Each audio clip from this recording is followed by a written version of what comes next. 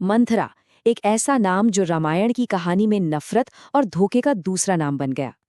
पर आज हम उस कहानी को नहीं बल्कि एक दूसरी कहानी को जानेंगे। एक ऐसी कहानी जो सीधे रानी कैकई के आखिरी कबूलनामे से निकल कर आई है। एक ऐसा सच जिसने सब कुछ बदल दिया। तो सवाल ये उठता है कि क्या रामायण की सबसे बड़ी विलन, जिसे हम सब इतना बुरा समझते हैं, उसे शायद बस गलत समझा गया था? ये एक ऐसा सवाल है जो हमें पूरी रामायण को एक नए नजरिए से देखने पर मजबूर कर देता है। और जानते हैं ये नजरिया किसका है? किसी और का नहीं, बल्कि खुद रानी कैकेयी का। अपने अंतिम पलों में उन्होंने जो कहा वो एक बहुत बड़े राज से पर्दा उठाने जैसा था। जरा उस पल के बारे में सोचिए। अयोध्या का राजमहल, लेकिन वहां जश्न नहीं बल्कि एक गहरी उदास खामोशी है। ऐसा लग रहा है मानो वक्त भी थम सा गया है। अपनी आखिरी सांसें लेते हुए रानी कैकेयी ने भगवान राम के सामने वो राज खोला जिसका बोझ वो सालों से अपने दिल में उठाए घूम रही थी। और ये वो बातचीत थी जो इतिहास को एक नया मोड़ देने वाली थी। तो आगे बढ़ने से पहले चलिए एक बार जल्दी से वो कहानी याद कर लेते हैं जो हम सब ने बचपन से सुनी है। हमारे लिए मंथरा कौन है?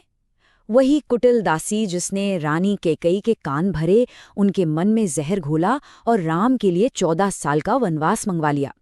एक ऐसी स्त्री जिसे पूरे अयोध्या के दुख का और पूरी कहानी का विलन माना जाता है। लेकिन यही कहानी में सबसे बड़ा ट्विस्ट आता है। कैकेयी का सच कुछ और ही कहता है। वो बताती हैं कि मंथरा की हरकतों के पीछे की वजह जलन या नफरत नहीं बल्कि कुछ और थी। तो देखिए, जो आम धारणा है वो कहती है कि मंथरा ने जो भी किया वो ईर्ष्या, द्वेष और अपनी महत्वाकांक्षा के लिए किया। लेकिन कैकेयी का सच कहता है कि वजह डर, असुरक्षा और अपनी रानी के लिए एक ऐसी वफादारी थी जो शायद रास्ता भटक गई थी। और ये डर एक नहीं बल्कि 3 थे। पहला, उसे डर था कि अगर राम राजा बन गए तो भारत का क्या होगा। दूसरा डर कैकेयी के लिए था कि उनका रुतबा महल में कम हो जाएगा। और तीसरा और शायद सबसे गहरा डर खुद के लिए था। वो एक अनाथ थी, उस महल के अलावा उसका कोई ठिकाना नहीं था। मंथरा ने कैकेयी से एक बड़ी कड़वी बात कही थी। उसने कहा था कि सत्ता सिर्फ इंसान को नहीं बदलती, वो उसके आसपास के रिश्तों को भी बदल कर रख देती है। ये दिखाता है कि वो महल की राजनीति को कितनी गहराई से समझती थी। अच्छा, तो मान लेते हैं कि मंथरा को वही मिला जो वो चाहती थी, पर क्या उसे वाकई में खुशी मिली? कैकेयी की कहानी सुनेंगे तो पता चलता है कि हुआ तो कुछ और ही था।